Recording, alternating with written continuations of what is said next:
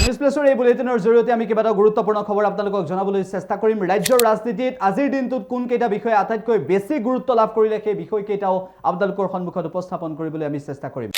আটাইতকৈ বেছি চৰ্চিত বিষয় হৈছে, আটাইতকৈ চৰ্চিত খবৰটোৱেই হৈছে যে এপিএছচিৰ কেলেংকাৰী বিপ্লৱ শৰ্মাৰ প্ৰতিবেদন প্ৰকাশ পোৱাৰ লগে লগে কাৰ কাৰ নাম উল্লেখ আছে।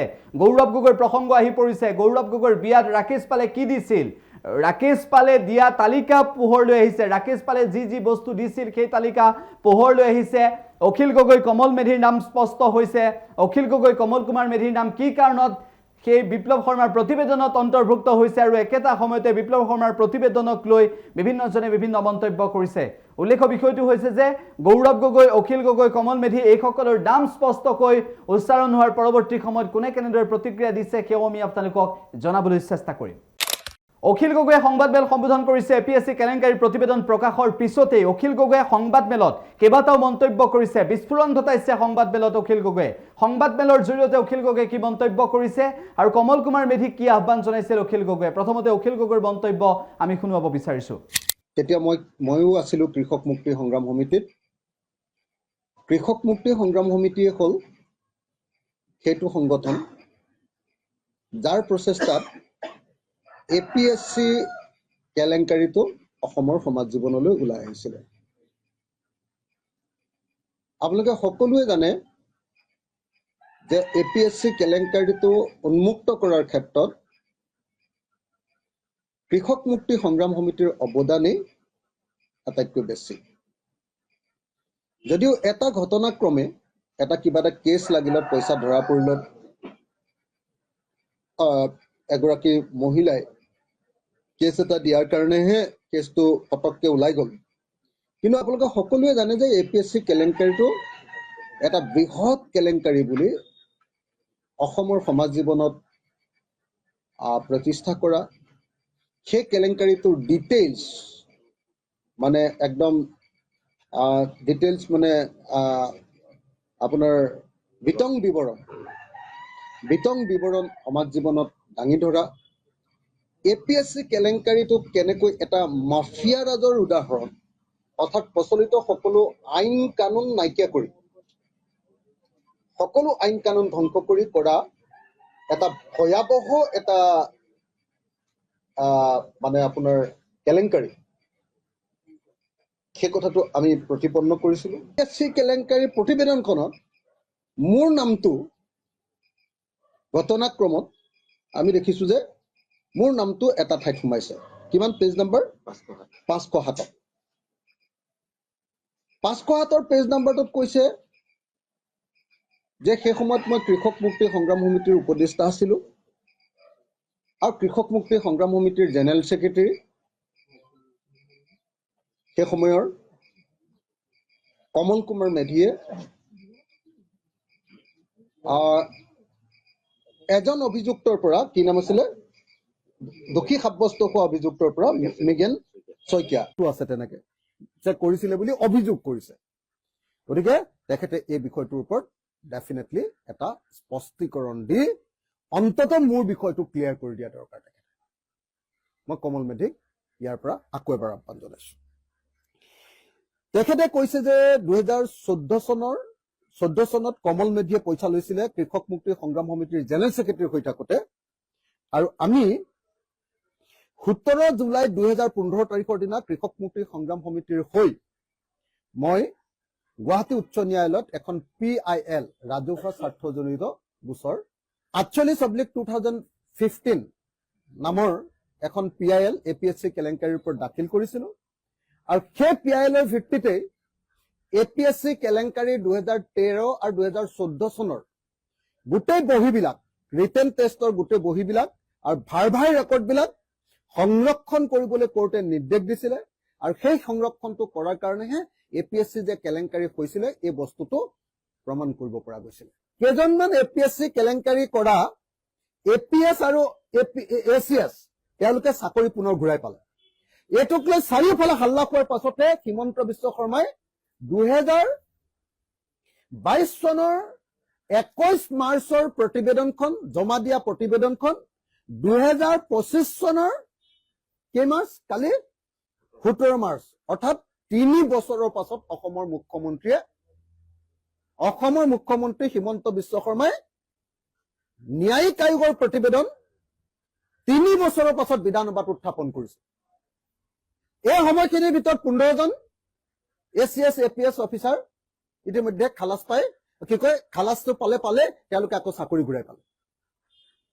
এতিয়া সেইকাৰণে এই গোটেই ঘটনাটোৰ পৰা প্ৰমাণ কৰে যে বিজেপি চৰকাৰে, বিশেষকৈ হিমন্ত বিশ্ব শৰ্মাই এই APSC কেলেংকাৰীটো লুকুৱাবৰ কাৰণে তদন্তৰ প্ৰতিবেদনখন লুকুৱাই ৰাখিছিলে আৰু তেওঁ অপৰাধীবিলাকক ৰক্ষণাবেক্ষণ দিয়াৰ কামত নিয়োজিত আছিল।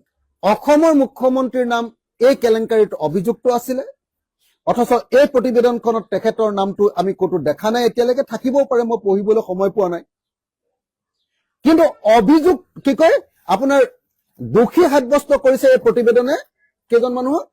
14 জন মানুহক ন? 14 জন মানুহক 14 জন মানুহক দোষী সাব্যস্ত কৰিছে। তেওঁলোক হ'ল APSCৰ চেয়াৰমেন ৰাকেশ কুমাৰ পাল, APSCৰ মেম্বাৰ ছামিদুৰ ৰহমান, APSCৰ মেম্বাৰ বসন্ত কুমাৰ দলে, APSCৰ মেম্বাৰ ব্ৰিগেডিয়াৰ ৰঞ্জিত বৰঠাকুৰ, তেখেতকো দোষী সাব্যস্ত কৰিছে। শ্ৰীমতী বিনীতা ৰিঞ্জা, APSCৰ মেম্বাৰ তেওঁ। নন্দ বাবু Singh, principal controller examination APSC, তেওঁকো দোষী সাব্যস্ত কৰিছে। শ্ৰী পবিত্ৰ Kaibarta, assistant controller examination APSC, তেওঁকো দোষী সাব্যস্ত কৰিছে। Abbas Ahmed Ali, senior administrative assistant, তেওঁকো দোষী সাব্যস্ত কৰিছে। Syed Musharraf Hussain, senior administrative assistant APSC, তেওঁকো দোষী সাব্যস্ত কৰিছে। তেওঁ 9 নম্বৰত আছে। 10 number Mohammad Mahmud Ali Chowdhury, PSO to doctor Samidur Rahman, তেওঁকো দোষী সাব্যস্ত কৰিছে। Shri Nabakanta Patir, assistant engineer working in town and country planning Dibrugarh, তেওঁকো দোষী সাব্যস্ত কৰিছে। Shri Rajib Paul, proprietor of messrs Subhadeep printers, তেওঁকো দোষী সাব্যস্ত কৰিছে। Shri Sandip Paul, close associate of Shri Rakesh Pal, তেওঁকো দোষী সাব্যস্ত কৰিছে। আৰু Shri doctor Mrigen Saikia, RAIO, department of animal husbandry and veterinary science, government of Assam, তেওঁকো দোষী সাব্যস্ত কৰিছে। মুঠ APSC কেলেংকাৰীত 14 জন মানুহৰ নামটো দোষী ৰূপে ইয়াত গণ্য কৰিছে। APSC কেলেংকাৰীৰ ক্ষেত্ৰত যে তৰুণ গগৈ ডাঙৰীয়াৰ আচলতে তৰুণ গগৈ ডাঙৰীয়াও এজন অভিযুক্ত বা দোষী, এইটো মই মনেৰে বিশ্বাস কৰোঁ। কাৰণ ৰাকেশ পালৰ নিচিনা এনেকুৱা 2 নম্বৰী মানুহ এজনক, 2 নম্বৰী আৰু কোৱালিটি থকা মানুহ এজনক APSCৰ চেয়াৰমেন পতাৰ কথাটোৱে 2 নম্বৰী আছিলে। গতিকে মই মনে মনে বিশ্বাস কৰোঁ যে তৰুণ গগৈ ডাঙৰীয়াই এই গোটেই কেলেংকাৰীৰ খলনায়কবিলাকৰ ভিতৰত তৰুণ গগৈ ডাঙৰীয়া নিজেও এজন, এইটো মই বিশ্বাস কৰোঁ। কিন্তু মই তাতকৈ ডাঙৰকৈ বেছি বিশ্বাস কৰোঁ যে তৰুণ গগৈ ডাঙৰীয়াতকৈ APSCৰ আচল খলনায়ক যিজন, ৰাকেশ পালক ৰক্ষণাবেক্ষণ দিয়া, ৰাকেশ পালৰ পৰা টকা লোৱা, ৰাকেশ পালৰ জৰিয়তে চাকৰি দিয়া মেইন মানুহজন কিন্তু হিমন্ত বিশ্ব শৰ্মা।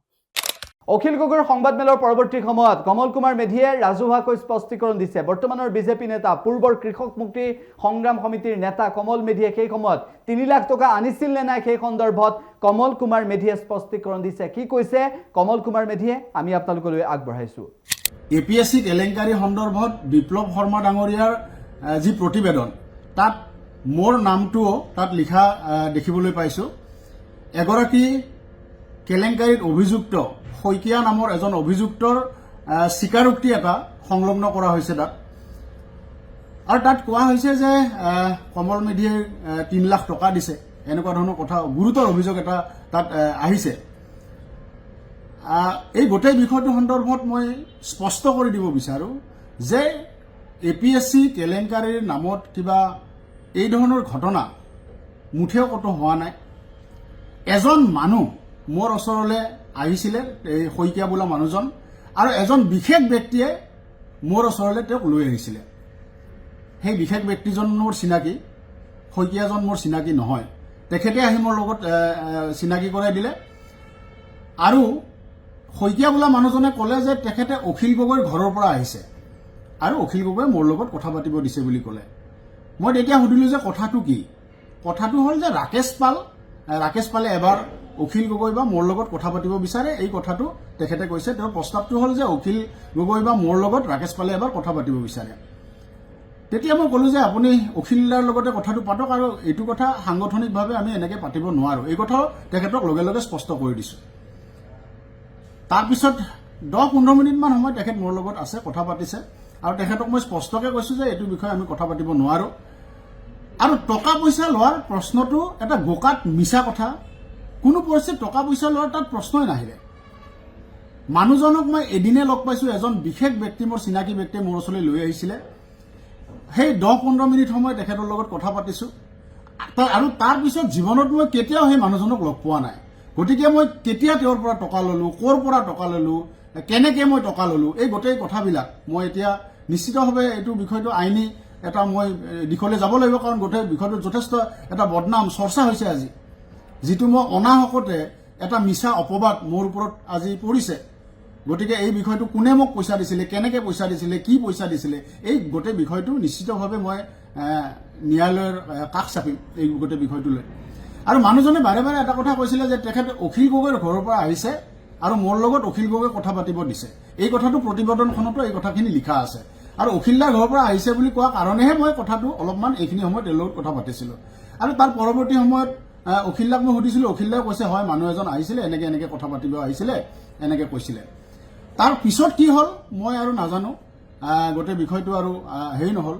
এতিয়া তাৰ পিছত তেওঁ কৈছে যে এইটো 2014 চনৰ কথা, কিন্তু তাৰ পিছত APSC কেলেংকাৰীক লৈ বহুত আন্দোলন হৈছে। অখিল গগৈ ডাঙৰীয়া তেতিয়া সভাপতি, মই সাধাৰণ সম্পাদক, আমি বহুত কেইটা আন্দোলন কৰিছোঁ। আৰু আপোনালোকে সেই পুৰণা ফুটেজবিলাক চাব, সেই প্ৰতিটো আন্দোলনতে চাগে শ্লোগান দিয়া মানুহটো ময়ে আছিলোঁ। অখিল গগৈৰ লগত একেলগে জেলত ময়ো গৈছোঁ। তাৰ পিছত এই 14 চনৰ পিছত আমি কেইবাবাৰো আমি অখিল গগৈৰ লগত মই একেলগে জেলতো গৈছোঁ, আমি আন্দোলন কৰিছোঁ। সেই পুৰণা ফুটেজবিলাক যিসকলে চাব তেওঁলোকে দেখিব যে আমি পুৰা আন্দোলনত মই নিজে সক্ৰিয়ভাৱে আছোঁ তাৰ পিছত। গতিকে এইটো এটা মই ভাবোঁ যে এইটো সাংঘাতিক ধৰণৰ এটা কিবা ষড়যন্ত্ৰ ইয়াত আছে গোটেই বিষয়টোত, যিটোৰ জৰিয়তে মোৰ নামটো সাঙুৰি দিয়া হৈছে আৰু মোক জনমানসত সম্পূৰ্ণৰূপে আজি এক ধৰণৰ বদনামে মোৰ ওপৰত কৰা হৈছে। গতিকে এই কথাটো মই অখিল গগৈ ডাঙৰীয়াই মোক স্পষ্ট কৰি দিব বিচাৰিছে, স্পষ্ট কৰি দিব কৈছে। অখিল গগৈ ডাঙৰীয়া তেতিয়া প্ৰেছিডেণ্ট আছিল, মই ছেক্ৰেটাৰী আছিলোঁ, আমি একেলগে কাম কৰিছিলোঁ। তেতিয়া তেনেকুৱা ধৰণৰ কোনো গেপ নাছিলে, কিন্তু আজি তেখেতে মোক স্পষ্টীকৰণ এটা দিব কৈছে, মই স্পষ্টীকৰণ এটা দিলোঁ।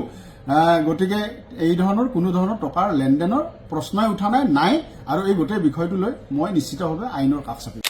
অখিল গগৈ আৰু কমল কুমাৰ মেধিৰ সমান্তৰালভাৱে এই বিষয়বোৰত আৰু কাৰ কাৰ নাম সাঙুৰ খায় সেয়া হ'ব গুৰুত্বপূৰ্ণ। আটাইতকৈ গুৰুত্বপূৰ্ণ বিষয়টো হৈছে যে অখিল গগৈ এই বিষয়টোক লৈ, অখিল গগৈ এনেধৰণৰ প্ৰেক্ষাপটটোক লৈ হিমন্ত বিশ্ব শৰ্মাৰ নাম এই প্ৰতিবেদনত আছেনে নাই সেই সন্দৰ্ভত এক প্ৰকাৰ প্ৰশ্ন উত্থাপন কৰিলে সংবাদমেলৰ জৰিয়তে। অন্য এটা গুৰুত্বপূৰ্ণ খবৰ আমি আপোনালোকৰ সন্মুখলৈ লৈ আহিব বিচাৰিছোঁ। অন্যটো গুৰুত্বপূৰ্ণ খবৰ এইটোৱেই হৈছে যে শেহতীয়াভাৱে শ্ৰীমন্ত শংকৰদেৱ সংঘ আৰু টাইপাৰ মাজৰ সংঘাত তীব্ৰতৰ হৈ পৰিছে। টাইপা আৰু শ্ৰীমন্ত শংকৰদেৱ সংঘৰ সংঘাত, টাইপাই সংবিধান জ্বলালে শ্ৰীমন্ত শংকৰদেৱ সংঘৰ, তাৰ পাছত থানাই থানাই গোচৰ দিছে, আইনী যুঁজৰ বাবে শ্ৰীমন্ত শংকৰদেৱ সংঘ সাজু হৈছে।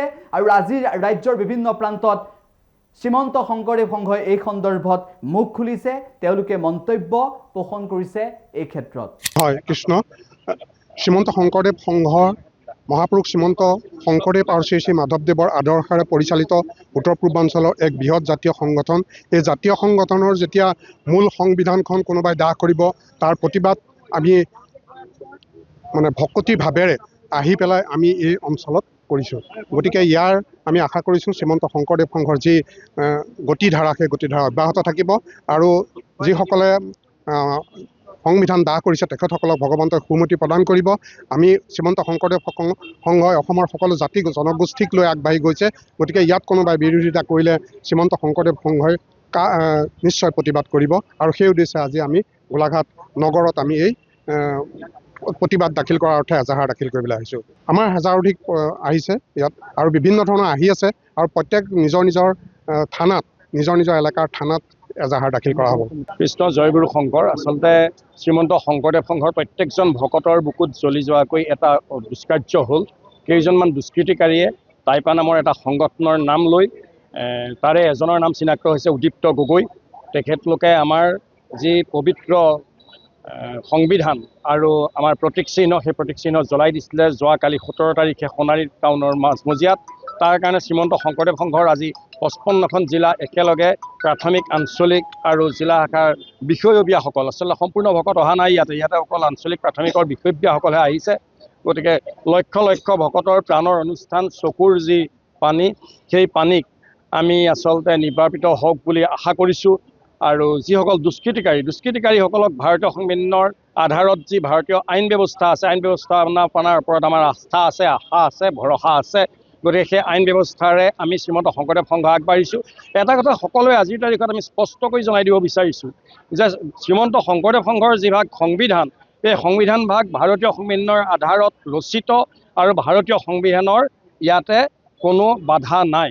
গতিকে তেনেকুৱা এখন সংবিধান জ্বলাই দিয়াৰ ক্ষেত্ৰত প্ৰতিবাদ হোৱাটো স্বাভাৱিক, আৰু সেই স্বাভাৱিকতেই আমাৰ জিলা শাখাৰ ভকত বৈষ্ণৱসকল একেলগে ওলাই আহিছে।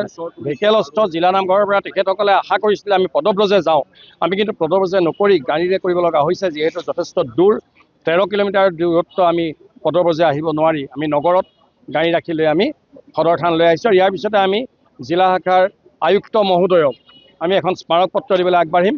সেই স্মাৰক পত্ৰৰ যোগেদি মহামহিম ভাৰতৰ ৰাষ্ট্ৰপতি মহোদয়লৈ প্ৰেৰণ কৰিম, যাতে এনেকুৱা ভৱিষ্যতৰ দিনত এই শতবৰ্ষ গঢ়কিব বিচৰা এই অনুষ্ঠানটিৰ প্ৰতি এনেকুৱা কোনো দুষ্কৃতিকাৰীয়ে আৰু আঙুলি নুটুৱাই। আৰু আমাৰো ভকত বৈষ্ণৱসকলৰ প্ৰতি সম্পূৰ্ণ আস্থা আছে আৰু তেখেতসকলৰ প্ৰতি শ্ৰদ্ধা আছে, তেখেতসকলৰ প্ৰতি বিশ্বাস আছে, তেখেতসকলে কোনো তেনেকুৱা দুষ্কৃতি কাৰ্য নকৰে। গোলাঘাট এই সদৰ থানালৈ শ্ৰীমন্ত উত্তৰ পূব ভাৰতৰ সৰ্ববৃহৎ ধৰ্মীয় অনুষ্ঠান, গণতান্ত্ৰিক আৰু অৰাজনৈতিক এটা অনুষ্ঠান। এই অনুষ্ঠানটো এখন সংবিধান ৰচনা হৈছিলে প্ৰায় আজি 100 বছৰ পূৰ হওঁ অৱস্থা। সেই অৱস্থাতে তাই পাই নামৰ এটা সংগঠনৰ কেইজনমান দুষ্কৃতিকাৰীয়ে কি কাৰণে নাজানো তেখেতসকলে আমাৰ সংবিধানখনক অৱমাননা কৰিছে আৰু জ্বলাই দিছে। গতিকে তাৰ বিধি ব্যৱস্থা ল'বৰ কাৰণে আমি থানাত আহি আমি এজাহাৰ দিবৰ কাৰণে আহিছোঁ। ভাৰতীয় দণ্ডবিধি আইনৰ ওপৰত আমাৰ আস্থা আৰু বিশ্বাস আছে। নিশ্চয় সেইসকলৰ লোকক নিশ্চয় বিধি ব্যৱস্থা গ্ৰহণ কৰিব। আজি সমগ্ৰ অসমতেই আপোনালোকে হয়, গোটেই অসমতে প্ৰতিখন থানাতেই জিলা আঞ্চলিক প্ৰাথমিক শাখা গোট হৈ আমাৰ প্ৰত্যেকখন আঞ্চলিকতে থানাতেই এজাহাৰ দাখিল কৰিছে। আন এটা গুৰুত্বপূৰ্ণ খবৰ আমি আপোনালোকক এই মুহূৰ্তত জনাব বিচাৰিছোঁ। শেহতীয়াভাৱে টাইপাই জনজাতিকৰণৰ প্ৰসংগ উত্থাপন কৰিছে, বিজেপি চৰকাৰক সমালোচনা কৰিছে। কেৱল সিমানেই নহয়, দিছপুৰ প্ৰেছ ক্লাবত সংবাদমেল সম্বোধন কৰি টাইপাৰ একাংশ নেতৃত্বই, টাই আহোম যুৱ পৰিষদৰ একাংশ নেতৃত্বই এই সন্দৰ্ভত মুখ খুলিছে আৰু তেওঁলোকে কৈছে যে আমাক জনজাতিকৰণ লাগে। প্ৰধানমন্ত্ৰী নৰেন্দ্ৰ মোদীৰ প্ৰসংগ উত্থাপন কৰিলে, হিমন্ত বিশ্ব শৰ্মাৰ প্ৰসংগ উত্থাপন কৰিলে আৰু বিজেপিৰ বিৰুদ্ধে প্ৰচাৰ চলাব বুলিও হুংকাৰ প্ৰদান কৰিলে টাই আহোম যুৱ পৰিষদে দিছপুৰ প্ৰেছ ক্লাবত অনুষ্ঠিত এখন সংবাদমেলৰ জৰিয়তে। আৰু সংবাদমেলৰ মূল বিষয়টোৱে হৈছে টাই আহোমসকলৰ জনজাতিকৰণৰ বিষয়। আৰু বিগত সময়ত আমি দেখিবলৈ পাইছোঁ যে জনজাতিকৰণ আৰু স্বায়ত্তশাসনৰ এই দাবীৰে টাই আহোম যুৱ পৰিষদ, চমুকৈ টাইপাৰ লগতে আহোমৰ বিভিন্ন দল সংগঠন তথা জনগোষ্ঠীটোৰ লোকে দাবী দাবা জনাই আহিছে। আমি চৰকাৰ বিগত সময়ত বহুতো অহা দেখিলোঁ, চৰকাৰ বহুতো গ'ল। আৰু এনেধৰণে 14 চনত আমাৰ অসমলৈ বৰ্তমানৰ প্ৰধানমন্ত্ৰী নৰেন্দ্ৰ মোদী আহি এটা কথা স্পষ্টকৈ জনাইছিলে অসমবাসীক আৰু টাই আহোম জনগোষ্ঠীটোক যে অতি শীঘ্ৰেই 6 মাহৰ ভিতৰত এই অসমৰ বৃহৎ জনগোষ্ঠীটোক জনজাতিকৰণ প্ৰদান কৰা হ'ব, যদিহে আমাৰ চৰকাৰ দিল্লীত অধিষ্ঠিত হয়। 14 চনত তেওঁলোকৰ কেন্দ্ৰীয় চৰকাৰ দিল্লীত অধিষ্ঠিত হ'ল।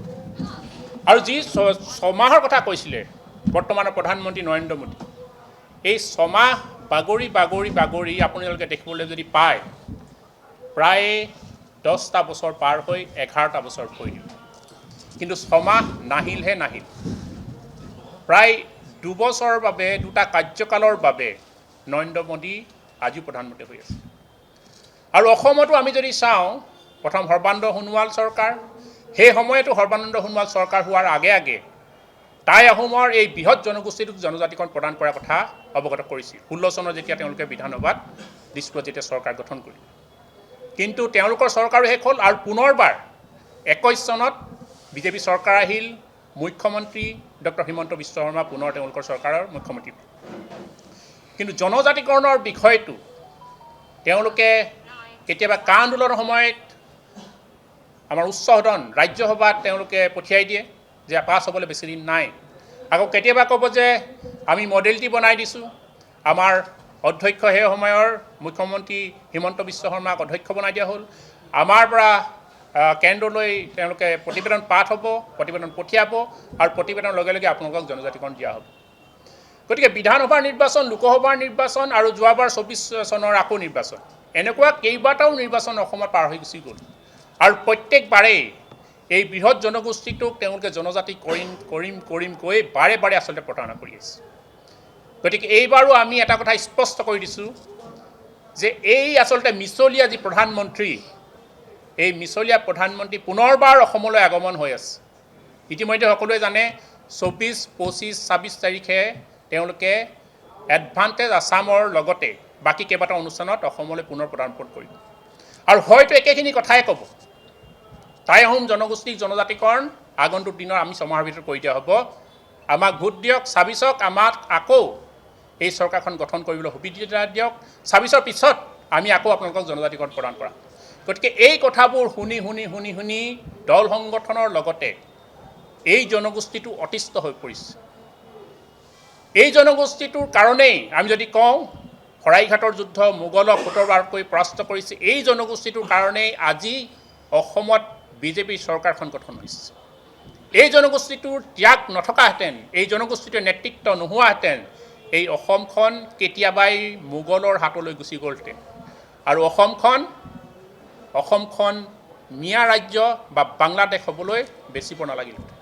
আহোমৰ নেতৃত্বত এই অসমখন ৰক্ষা হৈছে আৰু লাচিত বৰফুকনৰ পৰা আৰম্ভ কৰি বীৰ বীৰাংগনাৰ নাম শেষ কৰিব নোৱাৰা, লিখি শেষ কৰিব নোৱাৰা বীৰৰ আৰু বীৰাংগনাৰ কাহিনীয়ে গৌৰৱান্বিত এই জনগোষ্ঠী। আমি জনজাতিকৰণৰ সংবিধানৰ ধাৰা মতে বিচাৰিছোঁ। 342 সংবিধানৰ লিখিত যিটো ধাৰা আছে তাৰ ধাৰা মতে, সংবিধানত এটা লিপিবদ্ধ ধাৰা মতে আমি জনজাতিকৰণ বিচাৰিছোঁ। কিন্তু তথাপিও এই ত্যাগক কিন্তু কোনো এখন চৰকাৰে স্বীকৃতি দিয়া নাই। গতিকে আমি আমাৰ আজি কেইটামান বিশেষ কাৰ্যসূচী সংবাদ মাধ্যমৰ যোগেদি অসমবাসীলৈ আগবঢ়াই দিছোঁ। আগন্তুক দিনত এই মিছলীয়া প্ৰধানমন্ত্ৰী অসম যেতিয়া আগমন হ'ব, তেতিয়াই অসমৰ বিভিন্ন প্ৰান্তত ব্যাপক ৰূপে টাই আহোম যুৱ পৰিষদে বিক্ষোভ প্ৰদৰ্শন কৰিব আৰু লগতে তেওঁলোকৰ বিভিন্ন ঠাইত জিলা মহকুমাত প্ৰধানমন্ত্ৰীৰ প্ৰতিকৃতি দাহ কৰা হ'ব। 2 নম্বৰ হৈছে আগন্তুক পঞ্চায়ত নিৰ্বাচনৰ আগে আগে অসমৰ বিভিন্ন ঠাইত বিশেষকৈ ৰাষ্ট্ৰীয় ঘাইপথত বিক্ষোভ প্ৰদৰ্শন কৰা হ'ব আৰু গোটেই গাঁৱে গাঁৱে, বিশেষকৈ উজনি অসমৰ গাঁৱে গাঁৱে আমাৰ বিজেপি চৰকাৰৰ এগেইনষ্টত প্ৰচাৰ পত্ৰিকা বিতৰণ কৰা হ'ব। আগন্তুক বিধানসভাৰ যেতিয়াই অধিৱেশন দিছপুৰত অনুষ্ঠিত হ'ব, তেতিয়াই টাই আহোম যুৱ পৰিষদে হাজাৰ হাজাৰ বিষয়ববীয়া, হাজাৰ হাজাৰ সদস্যই বিধানসভাৰ ঘেৰাও কাৰ্যসূচী লোৱা হ'ব। আগন্তুক লোকসভাৰ দিল্লীৰ যি অধিৱেশন হ'ব সংসদকালীন, ইয়াত টাই আহোম যুৱ পৰিষদে সেই ঠাইত ধৰ্ণাৰ কাৰ্যসূচী লোৱা হ'ব। এই কাৰ্যসূচীটা আজি সংবাদ মাধ্যমৰ যোগেদি আমি ঘোষণা কৰিলোঁ। আৰু এটা কথা আমি অৱগত কৰি থৈছোঁ সংবাদ মাধ্যম, এডভান্টেজ আছাম, ইয়াত আমাৰ আপত্তি নাই। টাই আহোম যুৱ পৰিষদৰ এডভান্টেজ আছামত একো আপত্তি নাই।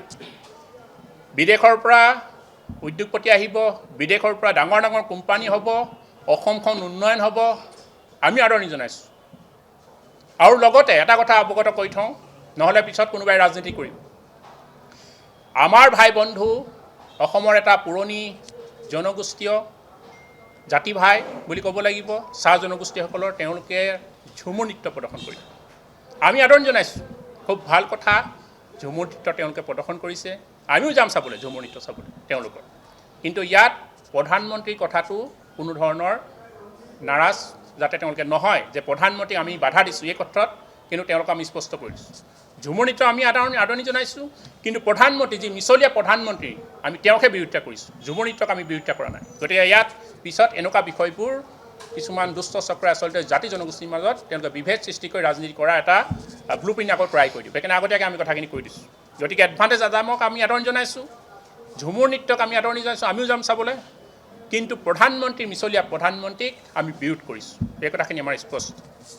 গতিকে আগন্তুক দিনত টাই আহোম যুৱ পৰিষদে এটা কথা স্পষ্ট কৰিছে, অতি শীঘ্ৰেই এই বৃহৎ জনগোষ্ঠীটোক, যি জনগোষ্ঠীটোৰ ত্যাগ আছে এই অসমৰ কাৰণে, এই জনগোষ্ঠীটোক অতি শীঘ্ৰে জনজাতিকৰণ আৰু স্বায়ত্তশাসন প্ৰদান কৰিবলৈ কেন্দ্ৰত থকা বিজেপি চৰকাৰ আৰু দিছপুৰত বহি থকা হিমন্ত বিশ্ব নেতৃত্বাধীন এই বিজেপি চৰকাৰ পুনৰবাৰ দাবী জনাই মোৰ কথাখিনি ইয়াতে সমাপ্ত কৰিম। কিন্তু আমাৰ কেইটামান প্ৰশ্ন আছে, মুখ্যমন্ত্ৰী ডাঙৰীয়াৰ প্ৰতি আমাৰ কেইটামান প্ৰশ্ন আছে, আৰু অসমৰ যি কেন্দ্ৰীয় মন্ত্ৰী, বৰ্তমান কেন্দ্ৰীয় মন্ত্ৰী হৈ আছে সৰ্বানন্দ সোণোৱাল ডাঙৰীয়া, তেওঁক লৈ কিন্তু আমাৰ প্ৰশ্ন আছে। বিশেষকৈ আমি উজনি অসমৰ পৰা যোৱাবাৰ বিধানসভা নিৰ্বাচনত আমি প্ৰায় 35টা আসন আমি উজনি অসমৰ পৰা বিজেপি শাসিত চৰকাৰখনক দিছোঁ। কিন্তু 35টা আসন দিয়াৰ পিছত উজনি অসমৰ কি উন্নয়ন হৈছে? 10টা বছৰ তেওঁলোকক আমি সময় দিলোঁ, কিন্তু 10টা বছৰত উজনি অসমৰ উন্নয়নৰ নামত একো হোৱা নাই। কিন্তু আজিলৈকে নেশ্যনেল হাইৱেটো গঠন কৰা নহ'ল, কিন্তু সম্পূৰ্ণৰূপে নেশ্যনেল হাইৱেটো গঢ়ি তোলা নহ'ল। ঠিক তেনেদৰে আজিলৈকে উজনি অসমে আমি কি পালোঁ? উজনি অসমত কোনো ডাঙৰ এটা ইণ্ডাষ্ট্ৰী কিন্তু গঢ়ি তোলা আমি দেখা নাপালোঁ। আমাৰ মুখ্যমন্ত্ৰীৰ প্ৰতি আমাৰ প্ৰশ্ন হ'ব, আপুনি 10টা বছৰত আপুনি জালুকবাৰী সমষ্টিত যিদৰে উন্নয়ন কৰিছে, আপুনি গুৱাহাটীৰ যিদৰে উন্নয়ন কৰিছে, কিন্তু আপোনালোকৰ চৰকাৰখন গঠন হ'বলৈ আমি 65% উজনি অসমৰ পৰা দিলোঁ। সেই 65%ৰ বিনিময়ত আপোনালোকে আমাক কি দি আছে? আপোনালোকে আমাক 2খন টোলগেট দিবলৈ গৈ আছে। দেৰগাঁৱত এখন টোলগেট গঠন কৰি আছে আৰু ডিব্ৰুগড়ত এখন আপোনালোকে টোলগেট গঠন কৰি আছে। আমাৰ পৰা আকৌ নিব বিচাৰি আছে, উজনি অসমৰ পৰা আকৌ নিব বিচাৰি আছে, দিয়া নাই কিন্তু আপোনালোকে আজিলৈকে। আপোনালোকে আমি ভাল পাইছোঁ, আপোনালোকে জাগিৰোডত আপোনালোকে ডাঙৰ উদ্যোগ প্ৰতিষ্ঠান গঢ়িবলৈ গৈছে, উত্তৰ গুৱাহাটীত ডাঙৰ ডাঙৰ উদ্যোগ আপোনালোকে গঠন কৰিছে, আমি ভাল পাইছোঁ। পলাশবাৰীত ডাঙৰ ডাঙৰ উদ্যোগ গঠন কৰিবলৈ গৈছে, আমি ভাল পাইছোঁ। কিন্তু উজনি অসমত কোনটো আপোনালোকে উদ্যোগ গঠন কৰিলে? কেন্দ্ৰীয় মন্ত্ৰী সৰ্বানন্দ সোণোৱাল ডাঙৰীয়াই আমাক প্ৰতিশ্ৰুতি দিছিলে যে ছাউথ ইষ্ট এছিয়াৰ যিটো ৰাস্তা আছে ষ্টিলৱে, তেওঁটো নিৰ্মাণ কৰাৰ ক্ষেত্ৰত তেওঁ ভূমিকা ল'ব। সেই ষ্টিলৱে কিমান নিৰ্মাণ কৰা হ'ল? তাত ডিব্ৰুগড়ত তেওঁ প্ৰতিশ্ৰুতি প্ৰদান কৰিছিলে যে ডিব্ৰুগড়ত এখন প'ৰ্ট গঠন কৰা হ'ব বুলি। জাহাজ আহিব উজনি অসমত, জাহাজৰ ব্ৰহ্মপুত্ৰৰ যিটো ৰাস্তা আছে সেই ৰাস্তাটো নিৰ্মাণ কৰিব, ব্ৰহ্মপুত্ৰ খনন কৰি পিনে ডিব্ৰুগড়লৈ অহা যোৱাৰ সুবিধা কৰিব। সেই প'ৰ্ট কিমান গঠন কৰা হ'ল? কিন্তু প্ৰশ্ন আছে, আমি যুৱ প্ৰজন্মই প্ৰশ্ন কৰিম, উজনি অসমৰ ৰাইজে প্ৰশ্ন কৰিম, টাই আহোমসকলে প্ৰশ্ন কৰিম। কিন্তু কাৰণ আপোনালোকক আমি 10টা বছৰ সময় দিলোঁ, এই 10টা বছৰত কিন্তু আপোনালোকে আমাৰ উজনি অসমৰ উন্নয়ন আমি দেখা পোৱা নাই। অনাগত দিনত আপোনালোকে এডভান্টেজ আছাম আয়োজন কৰি আছে, আমি ভাল পাইছোঁ, আদৰণি জনাইছোঁ। কিন্তু সেই এডভান্টেজ আছামক লৈ পিনে উজনি অসমত কি কি পৰিকল্পনা কৰা হৈছে, সেই ক্ষেত্ৰত মুখ্যমন্ত্ৰীয়ে কিন্তু এই বিষয়বোৰ আমাক অৱগত কৰিব লাগিব। কিন্তু আৰু বিশেষকৈ বাকী কথাকেইটা আছে, লগতে কিন্তু আমাৰ স্পষ্ট কথা যে ইতিমধ্যে সভাপতি ডাঙৰীয়াই অৱগত কৰি গৈছে যে আপোনালোকক ইতিমধ্যে অৱগত কৰিছে যে আমাৰ যি আপোনাৰ অনাগত দিনত প্ৰধানমন্ত্ৰী ডাঙৰীয়া আহিব। প্ৰধানমন্ত্ৰী ডাঙৰীয়াই আমাক 10 বছৰ পূৰ্বে অসমৰ ৰাইজক প্ৰতিশ্ৰুতি প্ৰদান কৰিছিলে, 6টা জনগোষ্ঠীক প্ৰতিশ্ৰুতি প্ৰদান কৰিছিলে যে জনজাতি মৰ্যাদা দিয়া হ'ব। কিন্তু সেই প্ৰতিশ্ৰুতি কিন্তু আমাক কেৱল মাত্ৰ প্ৰতিশ্ৰুতি হৈ থাকিলে। কেৱল মাত্ৰ টাই আহোমসকলক বা 6টা জনগোষ্ঠীৰ ৰাইজসকলক কেৱল মাত্ৰ প্ৰতাৰণা আৰু প্ৰতাৰণা কৰি থাকিলে। ইয়াত আমি ক্ষোভিত হৈ আছোঁ। কিন্তু আহোম লোকসকল বা উজনি অসমৰ বা 6টা জনগোষ্ঠীৰ লোক কিন্তু আজি আমি ক্ষোভিত হৈ আছোঁ। আৰু আমাক যেতিয়া যোৱা বছৰ মুখ্যমন্ত্ৰী ডাঙৰীয়াই টাই আহোমৰ সংগঠনসকলৰ লগত যেতিয়া বহিছিলে, তেওঁলোক আমাক আশ্বাস প্ৰদান কৰিছিলে যে অনাগত 2 মাহৰ ভিতৰত গৃহমন্ত্ৰীৰ লগত আমাক এখন বৈঠক কৰাব জনজাতি মৰ্যাদাৰ বিষয় লৈ পিনে। কিন্তু সেই বৈঠক কিন্তু আজি এবছৰ সম্পূৰ্ণ হ'ল, কিন্তু আজিলৈকে এই বৈঠক কৰোৱা আমি দেখা নাপালোঁ। কিন্তু অনাগত 26ৰ নিৰ্বাচন আহি আছে, পঞ্চায়ত নিৰ্বাচন আহি আছে, তাত কিন্তু আমি আহোম লোকসকল ক্ষোভিত হৈ আছোঁ। আৰু এটা চমুকৈ আৰু এটা বিষয় চুই গৈছোঁ, যিটো আমাৰ শংকৰ সংঘৰ এতিয়ালৈকে যিটো আমাৰ বিতৰ্ক চলি আছে। চাওক, একদম কথাবোৰ স্পষ্ট। আমাৰ ধৰ্মীয় মাংগলিক অনুষ্ঠানক লৈ পিনে তেওঁলোকে প্ৰশ্ন উঠাইছে, মেডাম এফি অসংস্কাৰ। তাত কিন্তু আমি ক্ষোভিত হ'মেই, আমাৰ যুৱ প্ৰজন্ম ক্ষোভিত হ'বই। আৰু স্পষ্ট কথা, আক্ৰমণ হ'লে প্ৰত্যাক্ৰমণ হ'বই। তেওঁলোকে যদি আক্ৰমণ কৰিবলৈ সাজু আছে, প্ৰত্যাক্ৰমণৰ বাবে তেওঁলোকে কিন্তু সাজু থাকিব লাগিব। কিন্তু কালি সোণাৰীত সংবিধান জ্বলিছে, ভৱিষ্যতৰ দিনত আৰু কিবা কিবি হ'ব পাৰে। আমি কিমানজন, সভাপতি ডাঙৰীয়াই কোৱা মতে আমি কিমানজনক আমি বাধা দিব পাৰিম? আহোমৰ যুৱ প্ৰজন্ম ক্ষোভিত হৈ আছে, আৰু আহোম জনগোষ্ঠীৰ টাই আহোম সংগঠনসমূহ কিন্তু আজিৰ দিনত ক্ষোভিত হৈ আছে। আমি পুনৰবাৰ কৈছোঁ, শংকৰ সংঘ তেওঁলোকৰ এই ভণ্ডামিবোৰ বন্ধ কৰিব লাগে। তেওঁলোকে অসমখন এক কৰি ৰখাৰ ক্ষেত্ৰত তেওঁলোকে বিশেষ ভূমিকা ল'ব লাগে। আৰু শংকৰ সংঘৰ তেওঁলোকে সম্পূৰ্ণ আজিৰ দিনত তেওঁলোকে যিবোৰ কাৰ্য কৰিব লাগিছিলে তাত কিন্তু তেওঁলোক বিফল বুলি আমি ক'ব লাগিব। গুৰুজনাই কেতিয়াও অসমখন ভাগ ভাগ কৰিবলৈ শিকোৱা নাছিলে। আৰু আমি গুৰুজনা বুলি ক'লে আমি কেৱল শ্ৰীমন্ত শংকৰদেৱৰ কথা নহয়, আমি শ্ৰীমন্ত শংকৰদেৱ আৰু শ্ৰী শ্ৰী মহাপুৰুষ মাধৱদেৱ আমি দুইজনকে আমি গুৰুজনা বুলি আমি সন্মান কৰোঁ। কিন্তু অসমত তেওঁলোকৰ বৃহৎ শংকৰদেৱৰ পিছত শংকৰদেৱৰ আদৰ্শৰে অনুপ্ৰাণিত হৈ মহাপুৰুষ মাধৱদেৱেও কিন্তু সমানে অৰিহণা আছে অসমৰ এই আমাৰ নামঘৰসমূহ খেলসমূহ প্ৰতিষ্ঠা কৰাৰ ক্ষেত্ৰত। আজিৰ ক্ষেত্ৰত কিন্তু শংকৰ সংঘই কেৱল শ্ৰীমন্ত শংকৰদেৱ সংঘৰ গুৰুজনাৰ আদৰ্শ দেখাই পিনে তেওঁলোকে কিন্তু কিছুমান সমাজ বিৰোধী কামত তেওঁলোকে লিপ্ত হৈ আছে। আৰু তেওঁলোকে শংকৰ সংঘ হিন্দু ধৰ্ম সম্পূৰ্ণ তেওঁলোকে মূৰ্তি পূজা তেওঁলোকে বিৰোধিতা কৰে, তেওঁলোকে হিন্দু ধৰ্মৰ বিৰোধিতা কৰে। তেওঁলোকে কিন্তু বাকী যিদৰে সত্ৰত আজি মাজুলী আপোনালোকে যাব, মাজুলীত 65টা কিন্তু গীৰ্জা গঠন হৈ গৈছে। তাত শংকৰ সংঘই সত্ৰ সংৰক্ষণৰ ক্ষেত্ৰত আজিলৈকে কিন্তু শংকৰ সংঘৰ মাত দেখা নাপালোঁ। মাজুলী বেদখল মুক্ত কৰিব লাগে বুলি আজিলৈকে তেওঁলোকৰ কিন্তু এখন সংবাদমেল দিয়া আমি দেখা নাপালোঁ। কিন্তু সেই মাজুলী বেদখল মুক্ত কৰিব লাগে বুলি আমাৰ টাই আহোম লোকসকলে কিন্তু মাত মাতি আছে। কিন্তু শংকৰ সংঘৰ বহু লোকে আজিৰ দিনত তেওঁলোকে ৱাইন শ্বপ চলাই আছে। কিন্তু এই বিষয়বোৰ কিন্তু আমি ৰাজহুৱা কৰিবলৈ আমি বাধ্য হ'ম। কিন্তু তেওঁলোকে মদ নাখায় বুলি ক'ব, তেওঁলোকৰ কাৰণে মদ অপবিত্ৰ, তেওঁলোকৰ কাৰণে গাহৰি অপবিত্ৰ, তেওঁলোকৰ কাৰণে মুৰ্গী কুকুৰা অপবিত্ৰ। কিন্তু তেওঁলোকে মদ খাব পাৰে, তেওঁলোকে লুকাই চুৰ কৰি গাহৰি খাব পাৰে, তেওঁলোকে লুকাই চুৰ কৰি মুৰ্গী খাব পাৰে। কিন্তু আমি যদি এই বিষয়বোৰ ৰাজহুৱা কৰোঁ, অসমৰ ৰাইজে কিন্তু চাই থাকিব।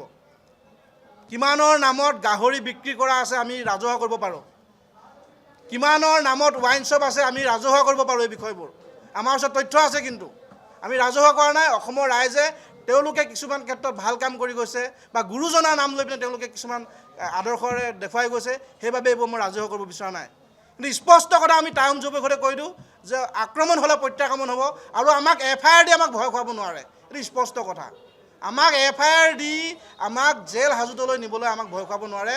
বিজয় ৰাজকোঁৱৰৰ নেতৃত্বত আজি হাজাৰ হাজাৰ আহোম যুৱক কিন্তু জেলত যাবলৈ সাজু হৈ আছে। কিন্তু তাৰ এজন সদস্য ময়ো হয়। কিন্তু বিজয় ৰাজকোঁৱৰৰ নেতৃত্বত হাজাৰজন কেডাৰ জেলত যাবলৈ সাজু হৈ আছে।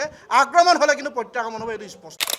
এইবাৰ চচলত প্ৰতিবাদী কাৰ্যসূচীত দেৱব্ৰত শইকীয়াক দেখিবলৈ পোৱা গ'ল। বিৰোধী দলপতি দেৱব্ৰত শইকীয়া উপস্থিত হ'ল আৰু বিভিন্ন সংগঠনে যিহেতু প্ৰতিবাদ কৰি আছে সেই সংগঠনকেইটাৰ দাবী বিধানসভাৰ মজিয়াত উত্থাপন কৰিম বুলি দেৱব্ৰত শইকীয়াই মন্তব্য কৰিলে। বিধানসভাত কি হয় আমি বহুত গুৰুত্বপূৰ্ণ এতিয়া কথাটো মই কৈ দিব লাগিব খোলাকে। আমাক ভাবে যে বিৰোধীয়ে একো প্ৰশ্ন নুসুধিলে কেলে, কি কাৰণত নাজানো। আমি কেতিয়াবা বিধানসভাত প্ৰশ্ন দিলে কেতিয়াবা প্ৰশ্ন নাপাওঁ। মই গুৰুত্বপূৰ্ণ প্ৰশ্ন দিওঁ কিন্তু মোৰ প্ৰশ্নবিলাক নাহে। মই যদি এটা গৃহ বিভাগৰ প্ৰশ্ন দিওঁ তাৰ তুলনাত মই দেখিম যে মোৰ কিজানি খেল বিভাগৰ প্ৰশ্নটো আহি গৈছে। মোক দিছে আৰু কেতিয়াবা এটাও নিদিয়ে। সেইটো কি কাৰণে হয় ময়ো ক'ব নোৱাৰোঁ, কিন্তু মই ভাবোঁ যে লটাৰী হয়, লটাৰী হওঁতে কিজানি আমাৰ কিবা কাৰণত লটাৰীত নম্বৰ নালাগে। আৰু মই গৰ্ব হয় বুলিতো ক'ব নোৱাৰোঁ, লটাৰী হয় বুলি জানো। কিন্তু আমি লটাৰীত কেতিয়াবা কাৰোবাৰ বহুত ভাল ভাগ্য থাকে, কেতিয়াবা ভাগ্য নাথাকে। সেই গতিকে মই গৰ্ব বুলি কোৱাটোতো ভুল হ'ব। কিন্তু এতিয়াৰ পাঞ্জাৱৰ যিজন চিফ মিনিষ্টাৰ তেখেতে লোকসভাত ভিডিঅ' কৰিছিলেগৈ আৰু সেইকাৰণে তেওঁ বহুত লোকসভাত ধিক্কাৰ খাইছিলে। এই প্ৰশ্নৰ যিটো ব্ৰাঞ্চ তাত গৈ তেওঁ ভিডিঅ' কৰিছিল। তেওঁ অৱশ্যে কি কৰি তাৰ উত্তৰটো কি আহিছিলে মই পাহৰি গৈছোঁ এতিয়া। কিন্তু আমি চেষ্টা কৰোঁ বিভিন্ন মাধ্যমেৰে আনিবলৈ, আৰু কেতিয়াবা কি বিধানসভাৰ কাৰিকৰী কাৰণত আমি সকলো কথা ক'ব নোৱাৰোঁ, চেষ্টা কৰিম নিশ্চয়।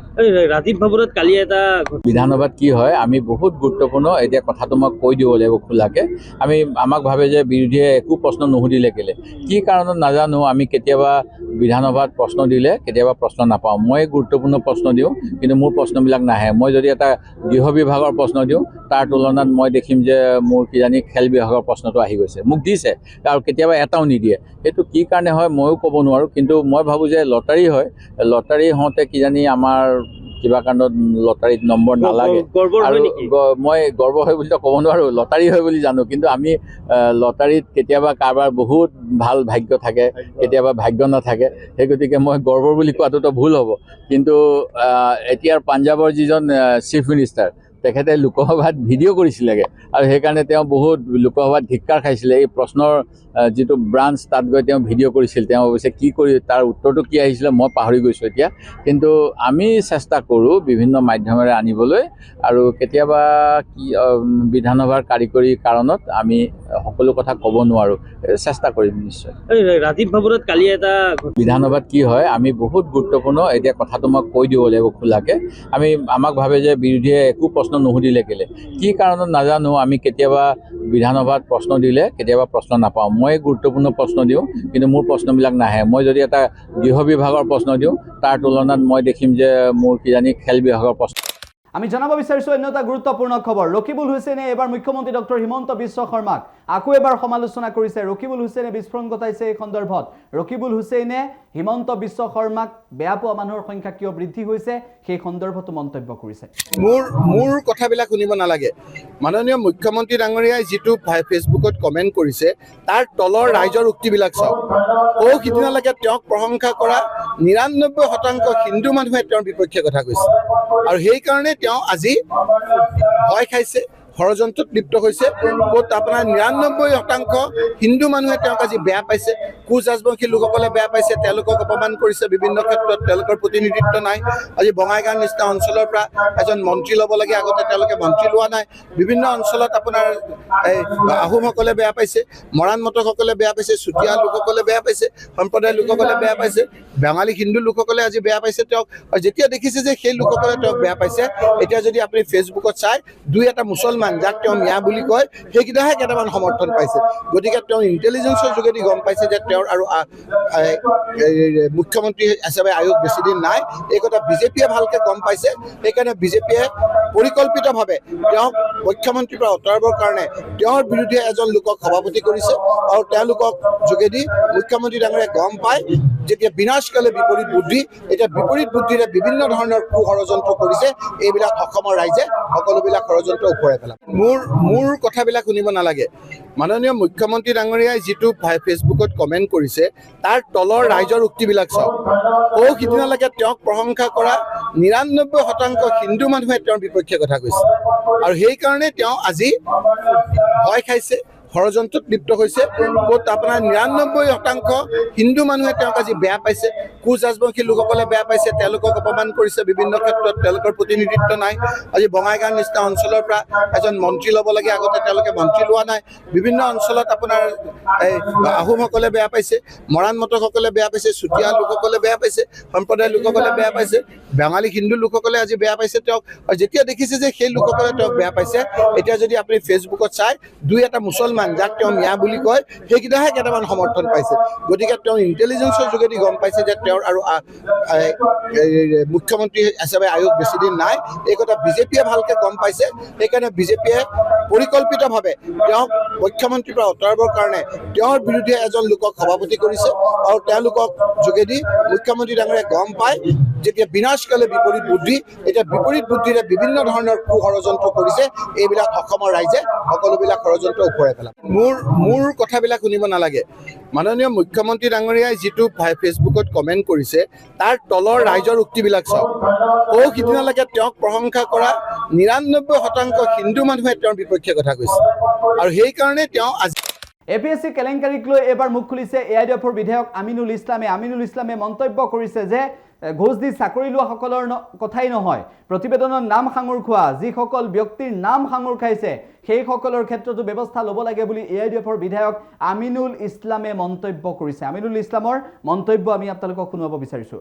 এতিয়া ৰাজ্য চৰকাৰৰ স্থিতিটো আমি বুজি পোৱা নাই, কাৰণ বিপ্লৱ কুমাৰ শৰ্মাৰ প্ৰতিবেদন কালি যিটো অসম বিধানসভাৰ পবিত্ৰ সদনত দাখিল কৰাও হৈছে, আমি দেখিছোঁ বিপ্লৱ কুমাৰ শৰ্মাৰ তেওঁতো তেতিয়া নিযুক্তি পোৱা সকলোৰে নিযুক্তি বাতিল কৰাৰেই পৰামৰ্শ দিছে। কাৰণ তাত দেখা গ'ল ৮০খন কিমান উত্তৰ বহি তেওঁলোকে মানে মেনিপুলেট কৰা বুলি তেওঁৰ প্ৰতিবেদনত আহিছে, আৰু বহুত কিবা কিবি তথ্য আহিছে। কিন্তু কেইদিনমান পূৰ্বে আমি গম পাইছিলোঁ ৰাজ্য চৰকাৰে শপতনামা দিব পৰা নাই, আকৌ উচ্চ ন্যায়ালয়ে গোটেইকেইজনৰ চাকৰি বাহাল ৰখাৰ কাৰণেও এটা প্ৰস্তুতি চলাইছে। গতিকে এই মুহূৰ্তত উচ্চতম ন্যায়ালয়ে ইতিমধ্যে যিটো ইনষ্ট্ৰাকশ্যন দিছে যে গোটেইকেইজনৰ চাকৰি আকৌ বাহাল ৰাখিব লাগে, এতিয়া সেই কথাটো কিমান দূৰ কাৰ্যকৰী হ'ব নে বিকে শৰ্মাৰ কালিৰ প্ৰতিবেদনে এই চিত্ৰটো পৰিৱৰ্তন কৰিব, এই বিষয়টো কিন্তু এতিয়ালৈকে স্পষ্ট হোৱা নাই, ধূসৰ হৈ আছে। গতিকে প্ৰতিবেদনত বহুতো নামেই সাঙুৰ খাইছে আৰু ইয়াত আমি ভাবোঁ আৰু হয়তো কিছু নাম আছিল যিবিলাক প্ৰতিবেদনত অহা নাই, কাৰণ এই কেলেংকাৰীটোত বহু লোক জড়িত আছিল। কাৰণ যেতিয়া ৰাকেশ পালৰ দিনত APSCৰ সময়ত মানে যিটো তেতিয়া চিণ্ডিকেট বা বজাৰ চলিছিলে, চাকৰিৰ বজাৰ, তাত কিন্তু দলৰ যিসকল কৰ্মী নেতা তদানীন্তন বহুকেইজন নেতা পালি নেতা কিন্তু মানে এইটো তেওঁলোকে ডিৰেক্টলি ইনডিৰেক্টলি ইয়াৰ লগত জড়িত হ'ব বিচাৰিছিল আৰু বহুতে তেওঁলোকৰ নিজৰ আত্মীয় স্বজন কোনোবা কেণ্ডিডেট আছে বা বহুতে দালালি কৰে, যিসকলে ভাবি তেওঁলোকে কিছু টকা লৈ দালালি কৰি যদি কাৰোবাক চাকৰি দিব পাৰে তেওঁলোকেও তাৰ পৰা এটা অংশ পাব। তেতিয়া এই বিষয়টো একেবাৰে সাধাৰণ আছিল, কমন আছিল, মানে টকা লৈ পেলাই চাকৰি দিব পাৰি, যদি কাৰোবাৰ ভাল বেগ থাকে তেওঁ টকা ল'ব পাৰে, এনেকুৱা ধৰণৰ কথা। গতিকে ইয়াত বহু লোকৰ নাম সাঙুৰ খাইছে আৰু আমি ভাবোঁ হয়তো আৰু অধিক তদন্ত কৰিলে আৰু লোকৰ নামো ওলাব বুলি আমি আশাবাদী। কিন্তু এতিয়া কথাটো হ'ল সেই লোকসকলৰ চাকৰিটো থাকিব নে যিটো বিকে শৰ্মাৰ প্ৰতিবেদনত উল্লেখ কৰা মতে সকলোৰে চাকৰি বাতিল হ'ব লাগে, এই বিষয়টো লৈ ৰাজ্য চৰকাৰৰ স্থিতি কি হ'ব বা উচ্চতম হাইকোৰ্টে যিটো ইতিমধ্যে ইনজাংশ্যন দিছে সেইটো কাৰ্যকৰী হ'ব নে কি হ'ব, এই বিষয়টোহে আমি লক্ষ্য কৰি আছোঁ।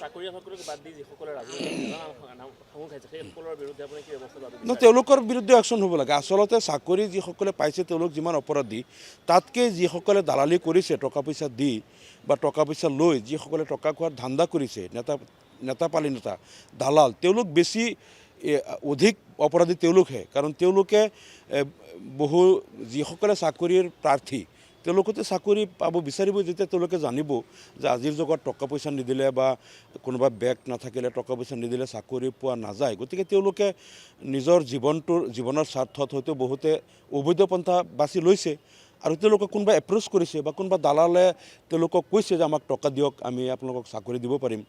গতিকে এই বিষয়টোত সমগ্ৰ বিষয়টোত চাকৰি প্ৰাৰ্থীসকল যিমান অপৰাধী তাতকৈ বেছি অপৰাধী সেই নেতা পালি নেতাসকল, যিসকলে দালালি কৰি টকা লৈছে। গতিকে আমি ভাবোঁ তেওঁলোকৰ চাকৰিটো কেৱল চাকৰিৰ পৰা বঞ্চিত কৰিলেই বিচাৰটো নহ'ব, এই প্ৰক্ৰিয়াত জড়িত সকলো নেতা পালি নেতা আৰু দালালক গ্ৰেপ্তাৰ কৰিব লাগিব আৰু সকলোৰে শাস্তি বিধান হ'ব লাগিব। তেনেহ'লে অনাগত দিনত এনেধৰণৰ যিবিলাক দুৰ্নীতি বা নিযুক্তি কেলেংকাৰী এইবিলাক কৰিবলৈ কোনেও সাহস নাপাব। যিকোনো খবৰৰ বাবে যোগাযোগ কৰক 7099017330 লগতে 7099017110 নম্বৰত।